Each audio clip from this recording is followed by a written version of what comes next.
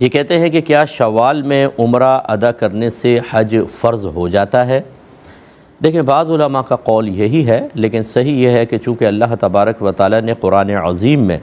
حج کی فرضیت کو استطاعت کے ساتھ مقید کیا ہے، یعنی زاد راہ کی استطاعت ہو تب حج فرض ہوگا، نہ یہ کہ شوال میں عمرہ کرنا یہ کوئی سبب بیان ہوا۔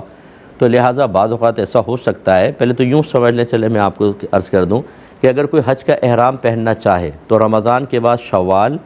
ذی قعد اور ذی الحج کے اول 10 دن جو ہوتے ہیں، 2 مہینے 10 دن، اس میں حج کا احرام پہنا جا سکتا ہے۔ مثال کے طور پہ آپ شوال میں ہی حج کی نیت کر لیں اور احرام پہن لیں، اور پھر پورا شوال کا مہینہ، پھر ذی قعد کا مہینہ، پھر ذی الحج کے اندر جا کے ارکان ادا کریں، آپ کی مرضی ہے، وہ حج کا احرام بن جاتا ہے۔ تو اس لیے بعض یہ کہتے ہیں کہ شوال میں اگر کر لیا اور مکے میں آپ موجود ہیں، عمرہ کر لیا، تو اب گویا کہ حج کے ایام کے اندر آپ نے عمرہ کر لیا ہے اور اب قریبی تو ہیں تو اب اس کے اوپر حج فرض کر دیا جائے، لیکن حقیقتاً ایسا نہیں ہے۔ اب جیسے ویزوں کے مسائل ہیں، اتنا لمبا اسٹے نہیں ملے گا، پھر بعض اوقات حج کی اجازت نہیں ہوتی، اس کی اپنی ریکوائرمنٹ ہوتی ہے، اس کے لیے الگ خرچہ درکار ہوتا ہے، الگ